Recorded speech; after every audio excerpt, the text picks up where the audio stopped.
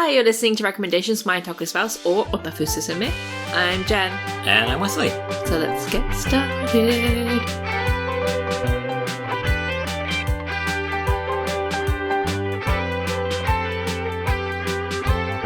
Awfully dancey.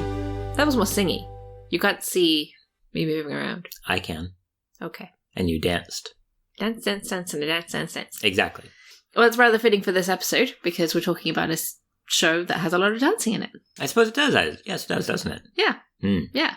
And we're talking about Bridgerton. Yes. Which is probably, I mean, I feel like we're a bit of a slowpoke sometimes, in that everybody was kind of going crazy about this series when it first came out. When did this first come out?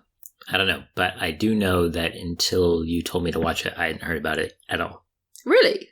So 2020. Everyone going crazy is outside of my sphere. Fair enough. I think at least my family were going crazy about it. Your family is British. Yes, they are. My sisters were like, oh, you should watch it, you should watch it, you should watch it. And they even said, Wes is probably the only guy out of our, significant others that would probably enjoy this show. Oh, and you watched it last October. I did. Because I was out of town for a week. Yes. And you binge-watched a season and a half. I binge-watched a season and a half because it was so good. And then when you got back, I was like, Wesley. Yes. Danger zone. No, we should watch this show. It's what I said to you. And then I sat you down. And then I showed it to you. And you were like, next episode? And I was like, yes, next episode. Yes. I didn't binge it in a week and a half. But I did watch it relatively regularly. More or less. Well, we actually got to the end, which was, impressive, all things considered. For us, yes. Of the first season. Of the first season. Just to be clear. There are currently 2 seasons out. I finished the second season. Okay, you finished the second, but I have not. I will not be talking of the second season. No, we will be talking about the first season. And I believe we will probably mention spoilers, so spoiler warning now if you've never seen Bridgerton and actually care about it. There will be frequent spoilers. Yeah, but I guess we'll probably mention when we do big spoilers at the end. I mean, we're telling them right now there's going to be spoilers. True. Yeah. For the first season again. I haven't seen the second season. Yeah. And for those who have read the books, which neither of us have, the first season covers the first book. Mm. I'm assuming more or less somewhat faithfully. I don't know. I really want to read the books. I'm intrigued. But I guess if you haven't seen it and you have no idea what we're talking about and you don't really care about spoilers, Bridgerton is a Regency drama romance with kind of a modern twist. It's like Regency British. I suppose I would hesitate. Modern take on it. When it's convenient for them. Okay. I'm going to delve into that next. Okay. But just to carry on with the synopsis, and I'm going to jump into that because I'm curious about what you think about that. It follows the family of the Bridgertons, who is 8 children. Yes. And their various escapades in high society and finding love matches like their parents did because their parents were so in love and they need to be in love too. Yes. So it's sort of drama about them and people around them, but it's not annoying drama. So I had really low expectations. Ditto. I'm going to say this now. Most of the things that normies get into is wow, things that I'm not into. I just have low expectations for drama. Extended romance programs. If you're giving me a movie 2 to 3 hours where you're going to wrap it up by the end, you can only put in so many cliffhangers with so much bullshit. That's fair enough. When you're looking at a TV show where you've got 10 hours worth. 10 hours, yeah. And each episode is going to need its own cliffhanger to get the person coming back. Oh, it's just the fields are ripe with unsatisfying romance bullshit tropes just waiting for the author to pick them. So that's where my hesitancy came from. Yeah, I think that's understandable. My hesitancy came from, again, the things that normal people tend to be into tend to be kind of shallow and not really well thought out and not very well executed. I mean, it's just not even romance. I'm thinking of things like Big Bang Theory and all the things that my sisters are really into, and I'm I don't really get any of this. Hopefully they're not listening to our podcast. Hi, Alex. Hi, Fran. I love you. all your tastes are shit and I never want to listen to whatever you recommend, but this one was okay. No, they have recommendations. So anyway, so the thing that really surprised me when I watched the first episode was just how good the writing was. Like, the script and the dialogue was really sharp and crisp. Everybody keeps talking about, oh, the characters are so sexy and they have modern music and played with classical instruments and it's so good and I'm like, oh wow, the script is really well written. Like, it's like that's the thing that really drew me in at first, was just how good the writing was. No, the writing was very nice in how they did it, in that everything is pushing plot forwards, yes, but never, it's not like at a breakneck pace, but it keeps moving. Yeah. You don't have characters just waffling about for a while and then all of a sudden like, oh, we haven't actually done anything for a while, and so some character just exposits. So they're like, yes, we've done something this episode. People are pushing the plot forward through natural dialogue and natural interactions that make sense for their characters and mostly make sense within the world that they're in. And therefore, the plot keeps moving at a healthy clip in a way that feels natural and is very engaging to watch. Yeah. And I think that definitely one reason for that is because the cast is so big. And normally when you have a big cast, sometimes it's really easy to drop to lose the threads and to kind of have too many people that you need to follow. And I think that was one of the problems with like Game of Thrones and Lost, was that you just had way too many people and it didn't really meld together. But in this, because they had loads of people, they've got 8 kids, although 7 of them were mostly there, 2 of them weren't really involved that much. So I guess out of the 8 3 kids... 3 of them weren't really involved that much. Yeah, so out of the 8 kids, 5 of them were really involved, plus other characters and their friends. And because you have all of these different characters who have very different personalities, you had a lot of conflict between them. And the conflict is what created interesting dialogue and interesting conversation. And it didn't have to be like, Jerry Springer level fights, but siblings quibbling with each other and squabbling. And so I think that's what really a lot of the exposition came from, was characters having really good and engaging dialogue with each other that moved quickly.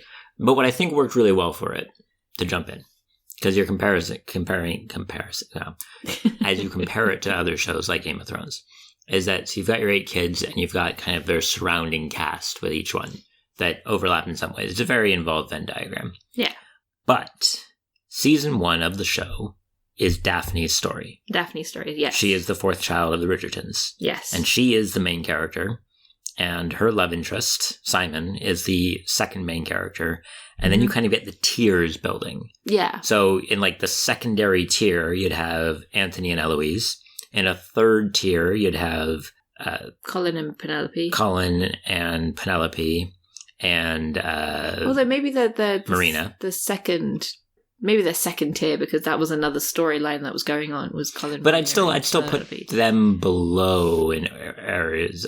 I think it's important that it's helping push the plot forward, but I would say that Anthony and Eloise are above what they're doing. Yeah. And then below that, you've got even more kids. They fill them all up. They have to, as the show makes a crack about, they had to name them in alphabetical order because they wouldn't remember them otherwise, which is really useful for us, the watcher, because if they weren't in alphabetical order, we wouldn't remember them otherwise. That's very true. So they did us a benefit there. That's true, actually. The way they structured all because there were, as you said, 3 storylines going on at once, but it didn't feel bogged down. I watched Shadow and Bone, which you haven't, and that has 3 storylines, but one of them is so unrelated to the other 2 that it's like, why did you even put this in here? And that happens all the time in TV shows. Yeah. The first season of The Witcher. Every time in the first season of The Witcher that we're watching anything involving Ciri. Yeah. I'm like, why are we wasting all this time? Yeah. Especially because they're trying to tell this whole story between Geralt and Yennefer. But they're spending so much runtime on Ciri, who, for the first season, doesn't matter. So they've wasted time, both for themselves and for me as a viewer.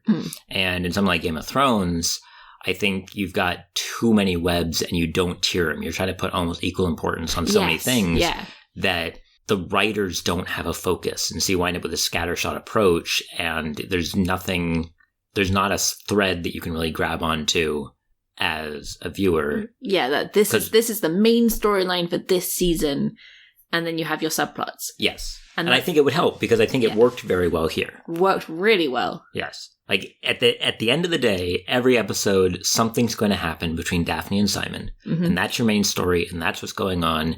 And those other tiers, those other plates that are spinning are still going, and you will touch in on them to make sure that they're still spinning. And as they affect the main plot, they will get woven back in so that you can see how they're going to affect that main plot.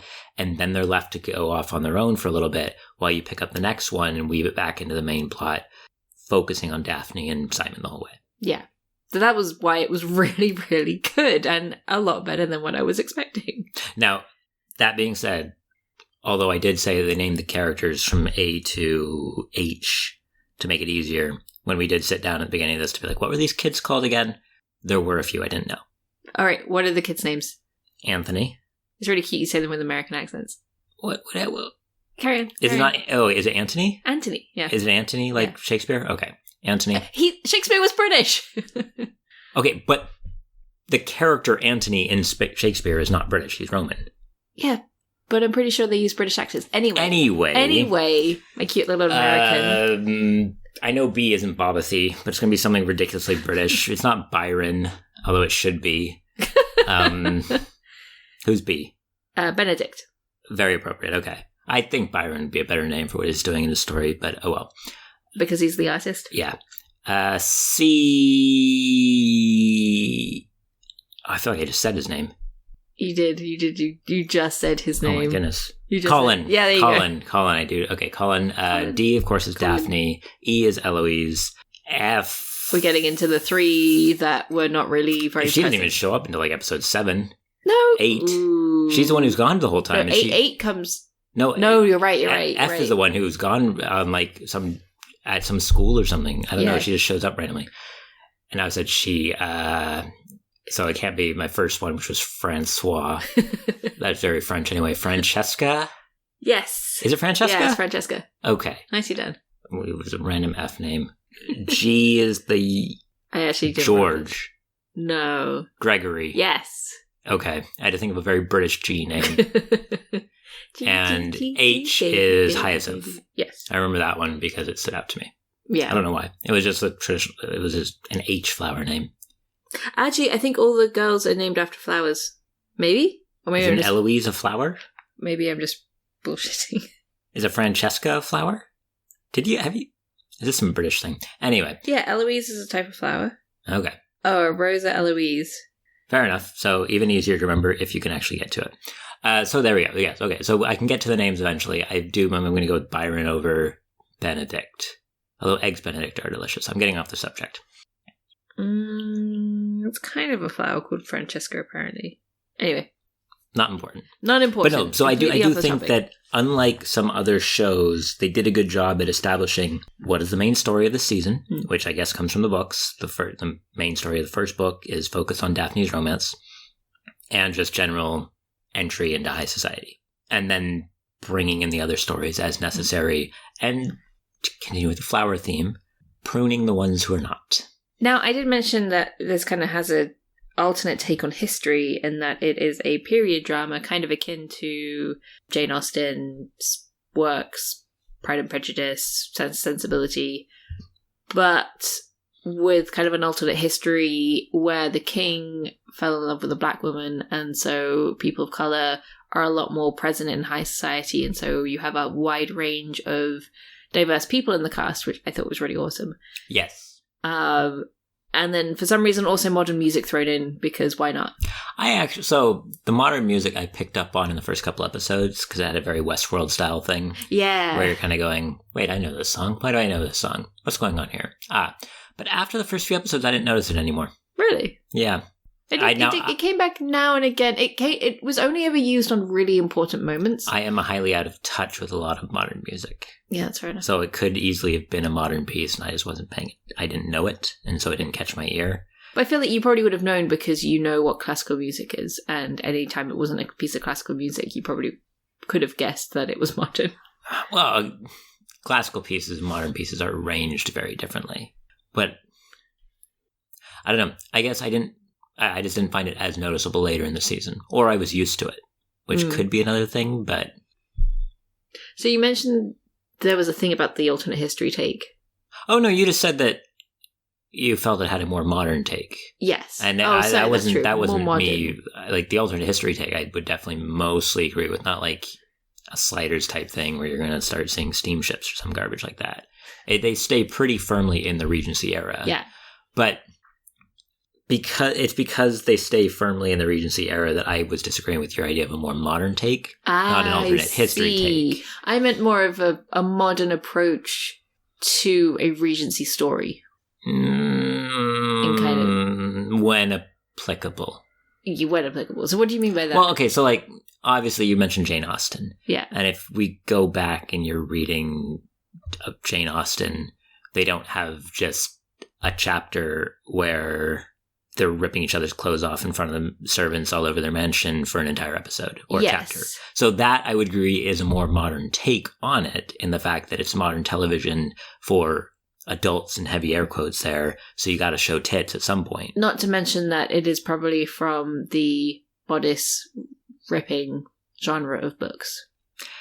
Jane Austen wasn't, though. No, Jane Austen was not no, that would not have been appropriate for her time. She probably would have been, like, hung as a witch. But no, but if she wrote bodice rippers. Like, you will get bodice rippers set in that time period, but I felt like more of it was trying to do more Jane Austen, and that a lot of the heavy sex and stuff was put in because Game of Thrones did it.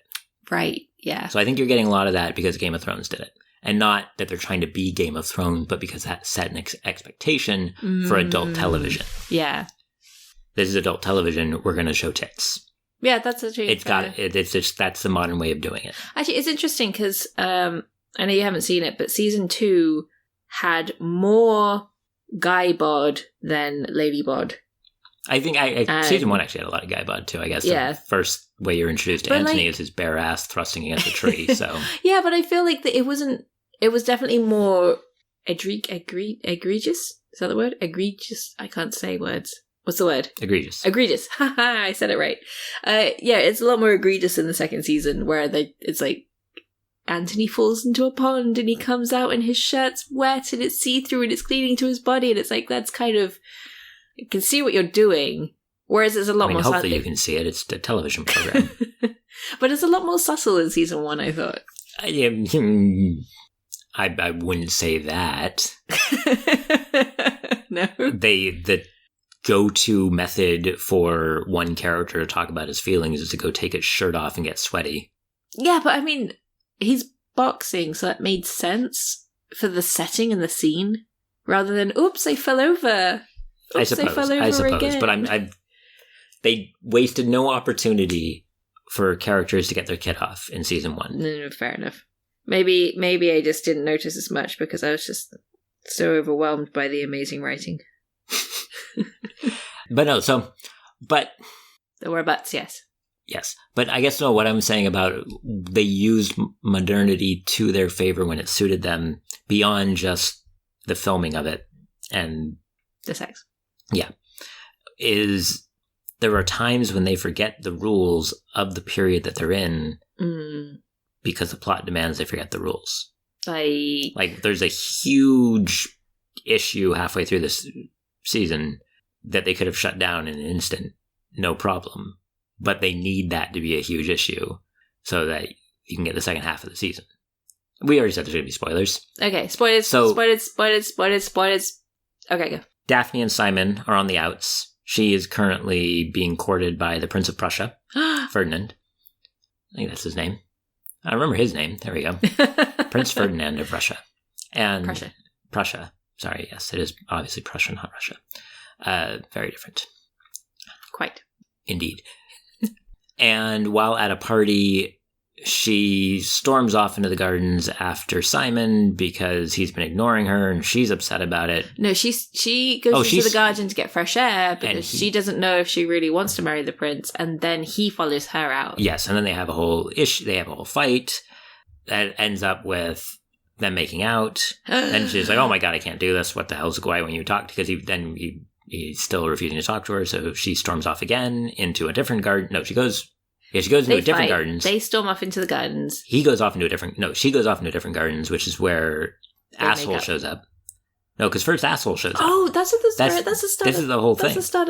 That's the start. No, this is the big one. Because that's...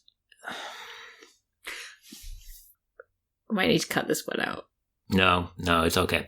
Okay, but the whole issue is that her rival for the prince claims that she was without a chaperone with another man in the garden at night, claiming something untoward happened, which it did.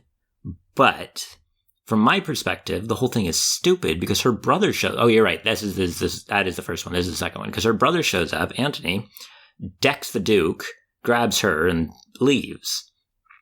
And that's where this whole issue starts, is that they feel that they have to go through with this whole long thing that's going to end up with either a duel happening to the death or her marrying the Duke, because the rival for love is threatening to tell everyone that she's been a loose woman and that it's this whole issue. And I'm going, she's a woman. You've spent 5 episodes making sure that everyone knows that women have no status in this society.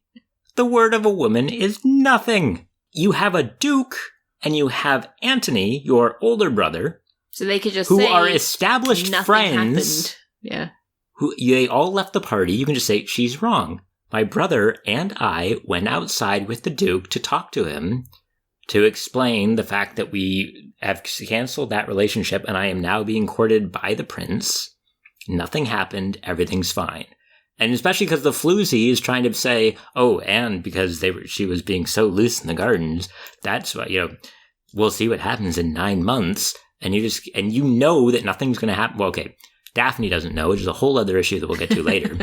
But the 2 gentlemen involved in this, gentlemen being used very loosely, know that nothing's going to happen in 9 months. So you just stand by your story of nothing happened, she had a chaperone, everything's fine, and if someone does decide to listen to the floozy, and if it does make the gossip rags, which is a whole running story throughout the whole season, in 9 months she'll be proven wrong, her reputation will be even more in tatters, but you're totally fine, it's done. It's over. Nobody has to go duel to the death. But we need drama. I understand that we need drama, but that's happen in the summer before the season ends. I understand that. Wesley.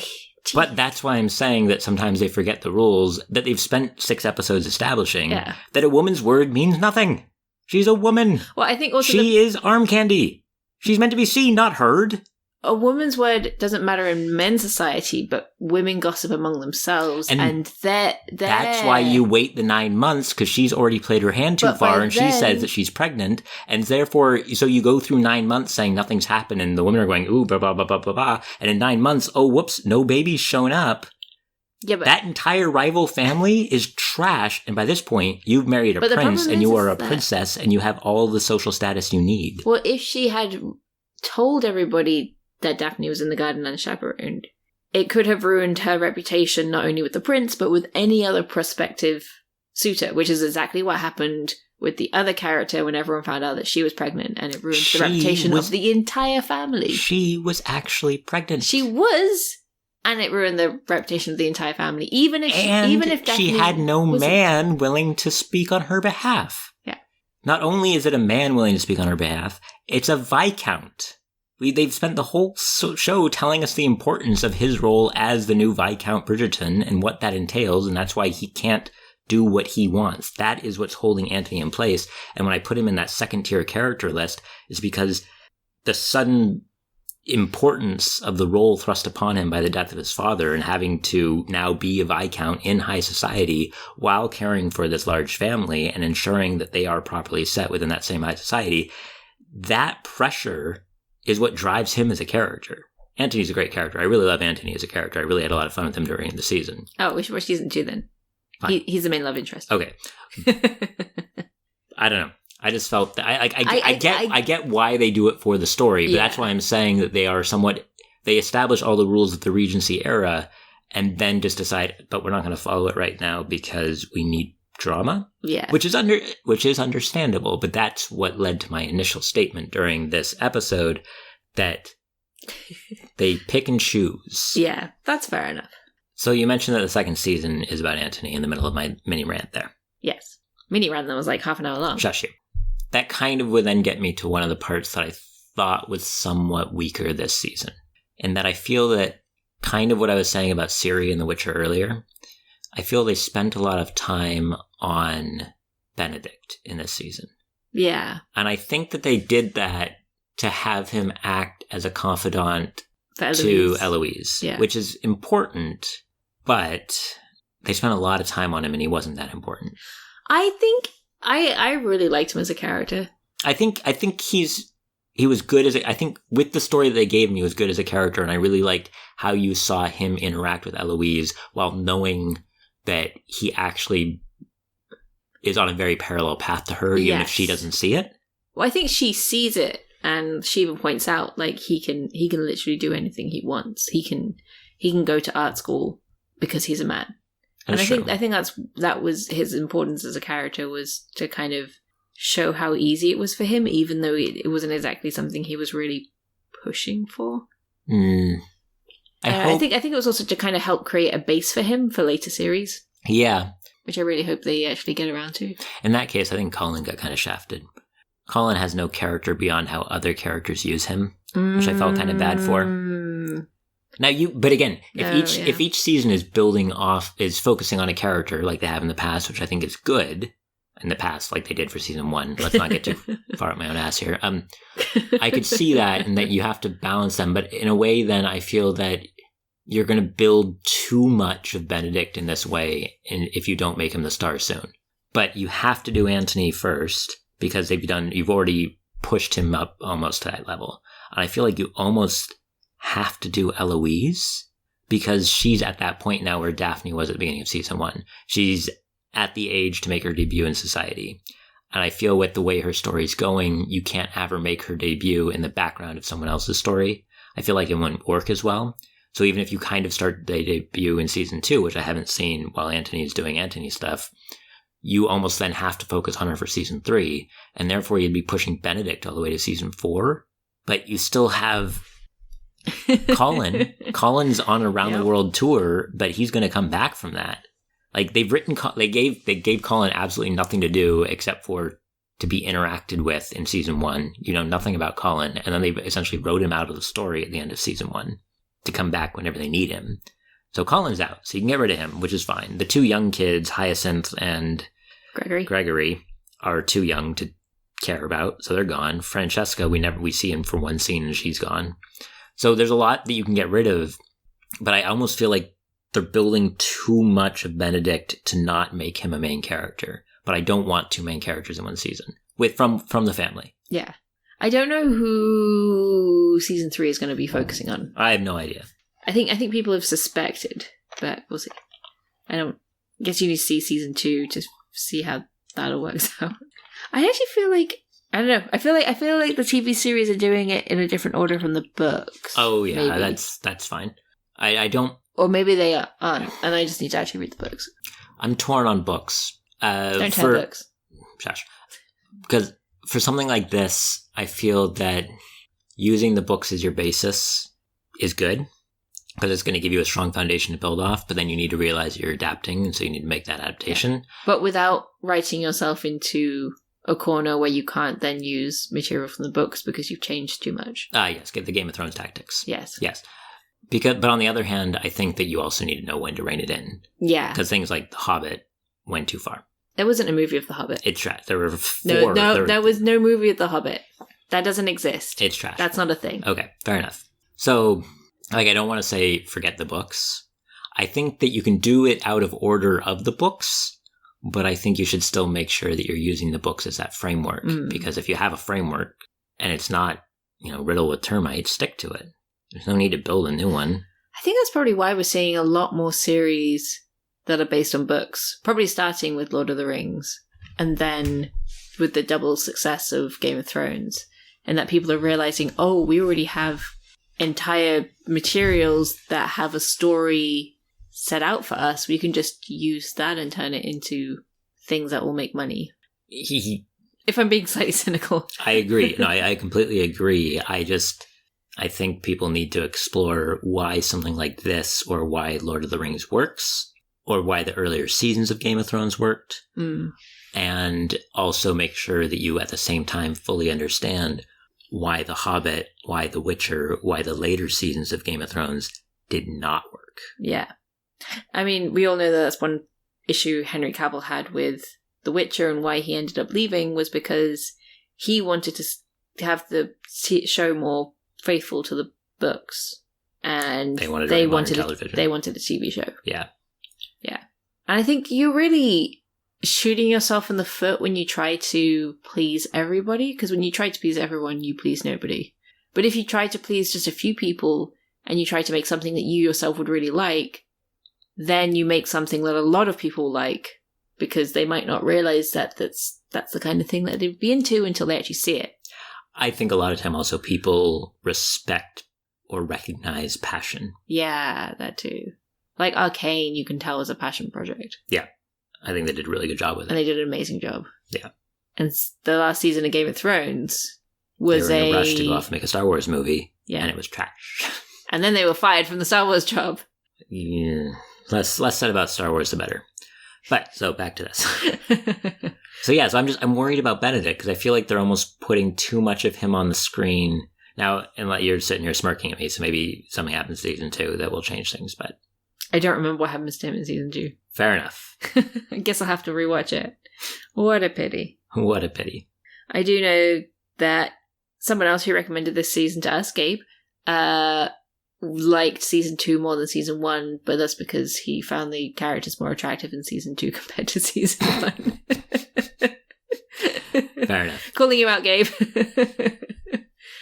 So one of the other really big storylines that we didn't actually mention is Whistledown. And she is kind of one of the main, I don't want to say antagonist. She's the gossip rag that I mentioned earlier. She's the gossip rag, yeah. She's this mysterious character writing about the town, about high society and all the scandals that are going on.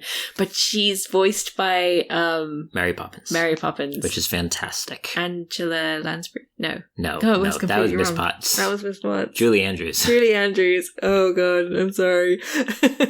She was voiced by Julie Andrews, who has this very, very prim and proper British accent. And she's Mary Poppins.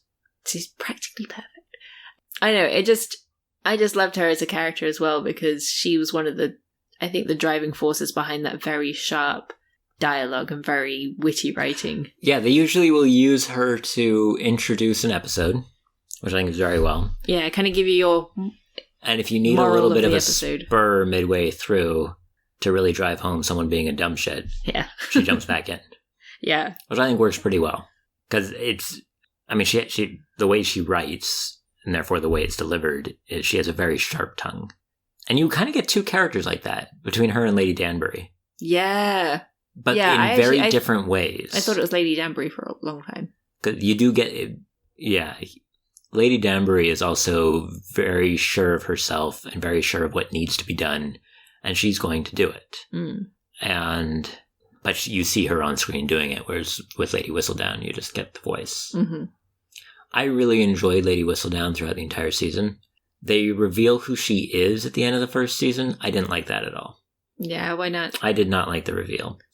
I didn't like who it was. Really? Yeah. What? What?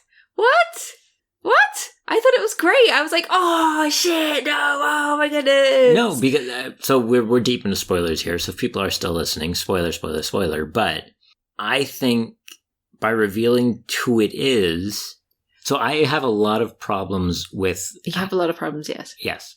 I have a lot of problems with how relationships are handled in this show. Okay. I think this show that's a romance about multiple people having romances. Yes. Okay. I think the sibling relationship among the Bridgertons and the familial relationship shown between their mother and all of them are fantastic. That's true. The mom was great. I think once you start getting into the Bridgertons and everyone outside the family, there's a lot of problems with the relationships are shown. And I think one of the strongest relationships shown throughout the season is between Eloise and Penelope. in being very strong friends, and they fall out, and it hurts when they fall out because they're very strong friends, and you don't want to see them fall out, and they can make up later, and it all feels very good.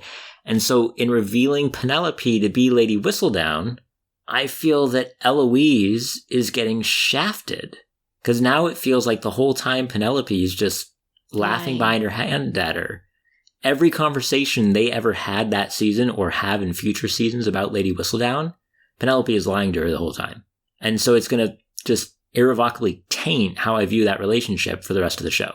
And that, oh, they're actually not good friends. I think they are good friends. But it's just that Penelope has a secret that she hasn't told Eloise. It is not that she has a secret, it's that she's actively misleading her friend every time her friend's talking about it. Mm. If there was something you were trying to do, and every time you talked about it, I just lied to your face and told you what you wanted to hear, even though I knew what the answer was, we'd have a pretty shit relationship. That is true. That would be a really shitty thing to do. And that's what's happening now between those two characters. But on the flip side, when you know Eloise and how... Because most of the thing with Eloise is she's trying to find out who Whistledown is. And she's kind of a bit obstinate about it, and she doesn't exactly do the right thing in order to find out who Whistledown is. And so I think if Penelope told her that she was Whistledown, I don't think she'd know how Eloise would take... how she would react to the news. Like, what... There's a risk that she could do something stupid. Yes. And but... when you have the queen after you... Yeah. I don't know. I just feel like also... No. I feel like if you had given it more seasons before the reveal... Because now I'm going to be seeing that every time they're talking. Yeah. But I think that's why. I think it's to create that extra layer of... I don't like it, Like I though. said, conflict. I don't like it. This was like one of the few relationships that the conflict felt more earned. Yeah. Because the Bridgertons are like the perfect family, and the Featheringtons absolutely are not. And so you see the conflict that gets built in there is that you have these close friends who have a very different home life, and therefore Eloise can't always understand all of what Penelope's going through because she hasn't had to face the same things that Penelope's had to face. And that breeds conflict, and it felt very true, and it felt very natural, and kind of the breaking and reforging of that I thought was all very well done, and this just feels bad. I don't like it. This to me feels drama for drama's sake, and that they've lit a wick and they're just going to hold on to it until they need it to go off. But it's just sitting there. You're just sitting there cooking a grenade for a while. I maybe it's because I'm a woman and I know female relations tend to be more psychological, and women are bitches. Yes. Like even among friends, we're not exactly, I don't know, it's not right to say good people to each other, but like it feels real to me. It feels believable to me. Like I can see why Penelope doesn't tell Eloise this, even though it means she's lying to her friend. I can see why she doesn't tell her in character, yes. But I think it took what was a strong relationship and it just makes it a very one-sided, weak, tenuous relationship. Yeah. And that's why I don't like it. But it's like kind of what I was saying before, as I'm leading into this, though. There's a lot about the relationships in this show that I don't like. Again, I think out of all the relationships, I think honestly, Antony is one of the best ones in that it's so broken. No. If that makes sense. It was broken from the start, and so... But I think that how they go about showing it is, oddly enough, very healthy for those two characters involved. In that it's a really nasty breakup that's going on. Yeah. But within the societal rules built for them, it feels natural that led to it. And if he doesn't want to let it go, and she kind of has to force him to realize, no, we're done, it's over and all that. And he does. He accepts it by the end of the season. You know, I think the character growth you see him go along is very healthy for him. And so I think that even though it's not a happy relationship, I think it's a healthy relationship. Meanwhile, I think that the main relationship in the show for this season between Daphne and Simon is a very toxic relationship.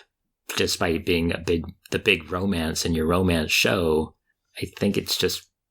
I don't think it was toxic. I think, Okay. Okay, so their relationship starts with them pretending to date each other. Which I'm fine with. Totally fine with. That's a common thing. Yeah. Fake relationships, so they don't have to deal with all the lovers. bullshit of high society, especially because Daphne's on the outs anyway at the moment because her brother's being a shit. Yes. So if she pretends to be courting a duke, then other guys will be like, oh, a duke's courting her. She must be really good. I'm going to go try and get in on that. Yeah, she must be a good catch. Yeah. Yeah. And he doesn't want to get harassed by all the mothers. Yeah, he doesn't want to be the single man that they're all trying to set him up with their daughters, yeah. I think that part's fine. Totally fine with all that. And then, so, spoilers again, they catch feelings. They get the feels. They realize they have the feels for each other. Boy, no, I got the feels. And then they unfortunately get a little too frisky in the bushes. Which we've already talked about. Yeah. And then one thing leads to another, and then they end up marrying.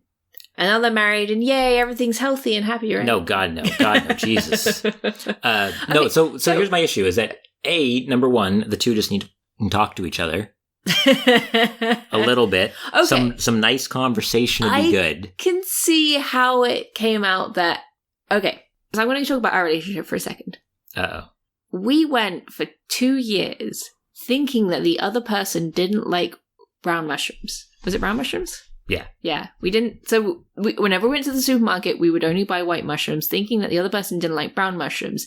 If we had just fucking talked to each other, then we would have resolved this issue. But mushrooms we didn't know. Are a lot different than children.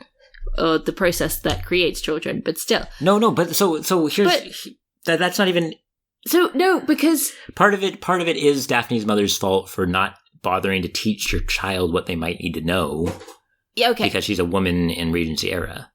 But Simon communicates as well as he can that he doesn't want... Well, he doesn't say he doesn't want children. He says he can't have children, and he doesn't want to ruin Daphne's life because he knows how much she wants children. Yes, which I think is absolutely fair. Yes, he communicates that to her, and she says, fuck that, I love you anyway, we'll work it out. And he doesn't realize that she doesn't know how babies are made, and so when he's, actively making sure babies aren't made, she doesn't realize that that's what he's doing, and she thinks it's some kind of medical thing. And I can see how this misunderstanding happened, and when it's finally... But the answer that she comes up with is to rape him. Yes. That's not a healthy response. It's not. This is not a healthy relationship. And I don't like the fact that the show essentially says, and it all worked out. Yes. No, They don't actually talk about it. She rapes him, and then she yells at him and says, if you're more interested in being angry at a dead man than happy with me, fine. And then he just sits there, goes to a boxing match, and goes, guess she's right. And they're happy to go lucky. They're just happy after that. Like, no, that's not how that works. That's not how it happens. It is. It is. He talks to his friend, the boxer, who the message that he gets from his friend, the boxer, is, I have sacrificed my honor to provide for my wife by throwing a match that I know is being set up by a crooked nobleman. And his message from that is, shit, yeah, I got to do right by my wife. I don't know. I just I can see the message as they're trying to put it. I just feel that the way that they get there, A, in the fact there's no communication, B, that her answer is suddenly rape, and C, that his is just going, well, I guess so. They need to do it all in one season. It needs to happen before the end of summer. There's a whole high society bullshit going on in the background. I understand that. You don't get over 3 decades or whatever it is, 2 decades of child abandonment issues by being raped. No, that's not why that happened. So yes, she rapes him, and that's bad. And he is hurt, and he feels betrayed. And she also feels hurt and betrayed because she feels like, like he wasn't communicating with her. And so she got her own back by not communicating with him and then forcing him in her. But that is bad. And they're both angry and they're both hurt. And because of that, because of that, they don't talk to each other. Because of that, they're constantly pissed at each other, backhanded, like, statements, really snappy with each other for ages.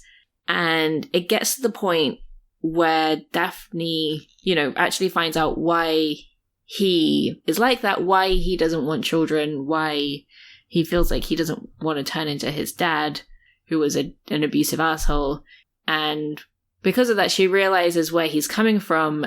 And that's when she says, if you want to hate a man, like, you would rather make yourself miserable in order to get back at a dead guy than allow yourself to be happy with children.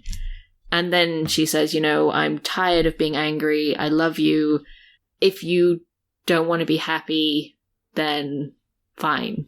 And then that's when he realizes, okay, I can allow myself to be happy. I can allow myself to be loved.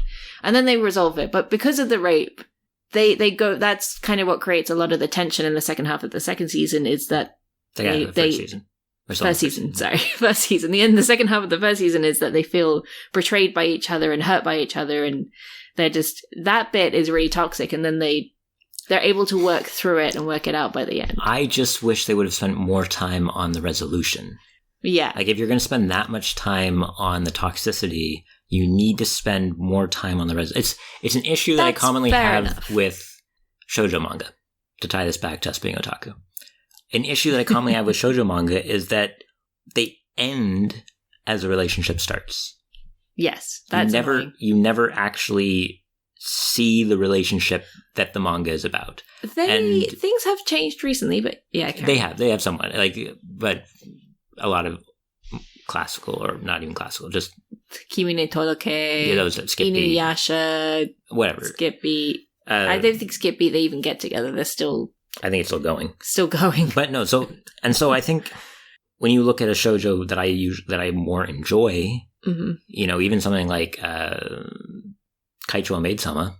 Yeah. Which that's probably another one where they don't even really get together until the very end. And then they go off to different universities, and then they actually get together when they graduate from university. Yeah, but I still feel like that one you spend more time with them together. Yeah. My Love Story is a good one where it actually shows relationships and all that, and how those can have pitfalls and rebuild. But because you're spending so much time with them actually in a relationship, you get to see what is the resolution, what is the healing process. It's not just we've spent 3 episodes hating each other and now we're going to have a moment in the rain that makes everything better. You know, I think that you need to show that they have all their revelations apart from each other and then kind of come together for that moment in the rain. I feel like you have the bit where she yells at him. There's also the bit where she, after she realizes what a dick his dad is and why he has issues, she invites him to see her family, and he hangs out with her younger siblings, and he's really good with the kids, and she's like, you're really good with kids, you really enjoyed that, are you sure that's not what you want? And so she, but that's still, like, that's, I know it's all in the last episode, because you need the conclusion in the last episode. That's still talking about, like, yeah, they're treating the symptom, I feel like, not the source. Yeah. And the source of the issue is this, as she's found out, it's this deep-seated sense of abandonment by his father and the fact that Lady Danbury had to raise him. And I wonder how they could have unpacked that in a show like that. I don't know if they could, but then I feel that you. But in not unpacking it properly, it feels like it was kind of a cheap. And not even cheap. Ending. I just didn't. I guess, it feels a little too saccharine at the end, where it's just, now they're happy, now they have a baby. You know, it's like, I mean, we both probably know countless relationships where they're like, oh, we'll fix it by having a kid. Having a kid doesn't always fix a relationship. I am very lucky that I don't know a relationship that has that issue. Good. But I think. But, so it's just... all my nerdy friends don't want kids. Lots of cats, though. Oh, so many cats. But, no, so we can fix this relationship with cats. So I think, like, the whole bit, fake relationship, catching feels and everything, I think that's great. I think the breakdown in the middle, I've already said, slightly annoyed me because they're not following their own rules they set up, but I realized why they had to do it to keep building the relationship between them. The lack of communication at that point irritates me. because I know that's one of your most hated tropes in any romance. Mostly in romances, but also in other movies. Just there's so many times when they're like, if you'll just listen, no, I won't listen to you. It's like, if you guys will spend 10 seconds here, well, the rest of the movie's done. And yeah, I want to see the rest of the movie. But if this is your... Yeah. As I was saying in Project Hail Mary, you get so many bullshit moments. You get your bullshit quota. And I feel like there were so many things in here that were reaching that bullshit quota right at this one moment that it just irritated me on some level. Okay, fair enough. It's not enough. Like, I think the season was good. I really enjoyed the first season of the show. But there are parts of this like that where I'm just like, ugh. And so some of that is because... I can see why they have a fight and why they don't communicate, because they're both being stubborn and neither of them want to admit.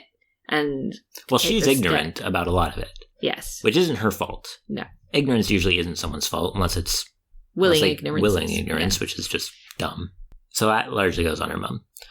And also, I mean, she's ignorant of why he's behaving that way. Yes. Like, he's behaving in a way that was completely opposite to how he was behaving until that point. Except for the time when he was like, I don't love you because you need to be with a prince because I don't want kids and I don't want to ruin your life. I know. That's his decision to make. It is. Like, it's that whole thing, there's a constant, to get slightly political really quick, there's a constant thing where it's like, where people are saying, a woman goes to a doctor, goes, I want to get my tubes tied. I'm like, well, we're not going to do it right now, because what if you change your mind later? Or maybe you just haven't met the right man yet. Or what does your husband say about this? And it's like, they don't get a say. This is her choice to have her tubes tied. It's done with.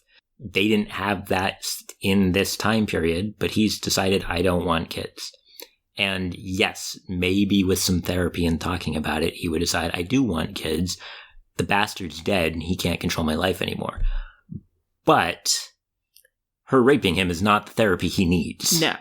And so I think I would have preferred that whole end scene with all the toxicity, or not the end scene, but the whole ending bit with all the toxicity, if either she had confronted him or he had found her in his dad's study, and you still have the blow up. And that's when you get the explanation that his can't have kids is a won't have kids, but to him it's so ingrained it's become a can't, not a won't. So it's she something doesn't that see they that. Communicate together rather than something she finds out. No, I mean, I still think that if you want it to have an explosion without the initial communication, either have her broach the subject without him expecting it, or have him find her in the office that she's not supposed to be in, because he didn't want her to know, because he doesn't want anyone to know. In which case, he should have gotten rid of the letters, but that's besides the point. He's got a lot of trauma. And so I just think you could still have that the explosion where she's now found out that his can't is a won't, even though to him the won't is a can't. So I think you could still have this butting of the heads and this clashing of the minds, and I would have felt better about it that way. Yeah, that's fair enough. And plus, I think it would have started the unpacking process to have them actually just like vocalize to each other the can't-won't dichotomy there. Because I think that's your major thing, is that she feels he lied, and he thinks, I've explained everything up to this point. / I've ruined her life. Yes, a little bit. So that's the Wesley take on it. I feel like one reason we don't watch many TV series is because drama gets you annoyed. I take it really seriously. I don't... That's not a bad thing. I'm laughing, but it's really not a bad thing.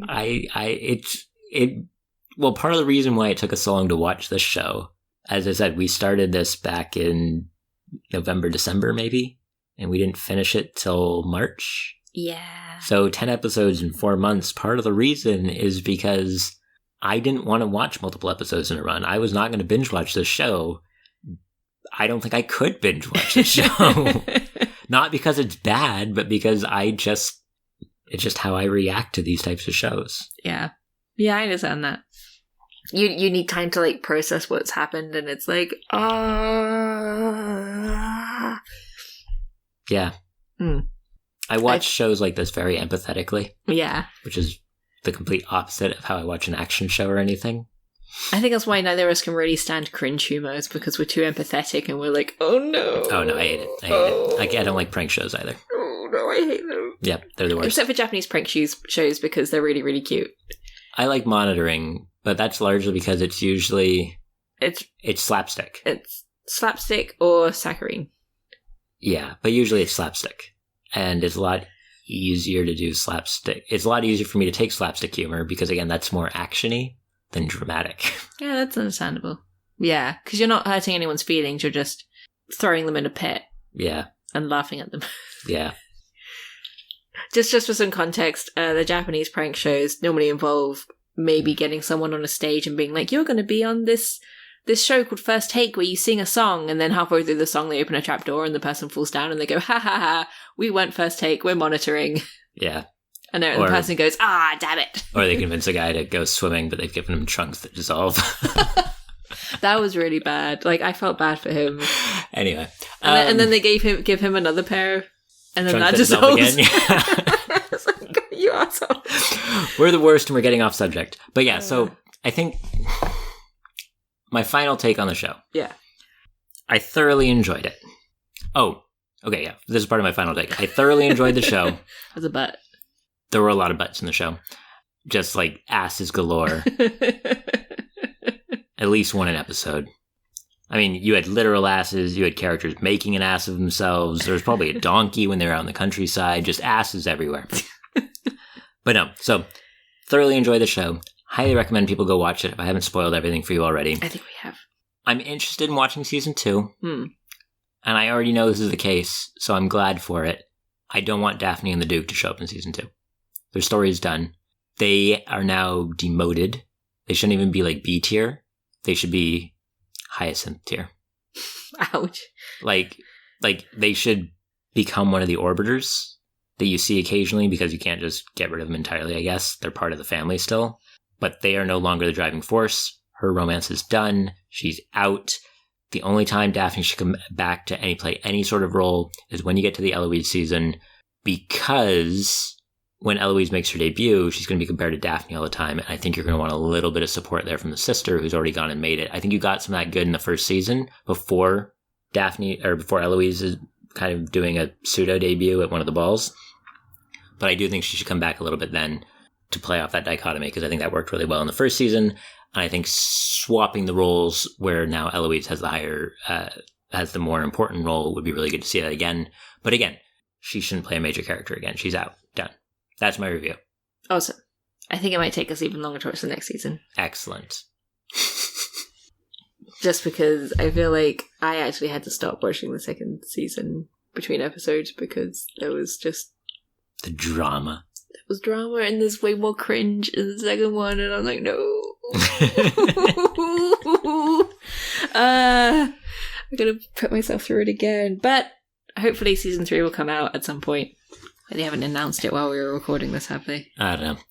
Should we call this one here? Yeah. Excellent. Well, you can find us online on Twitter at AnnieBrosCreative. Well, actually, you can't. You can't? You can't, because we can't get on Twitter anymore because Twitter disconnected. TweetDeck. Which means we can't actually tweet when we release episodes. Twitter's dead. Find us on the website, AnnieBrosCreative.com.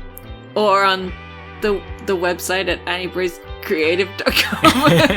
Damn it, we need a new outro. Yeah, you can leave us messages there, and we will respond to them. We always like hearing what your take is on our bad takes. Yeah, we do. I do. I do. I've been Wesley. And I've been Jen. Bye. Bye.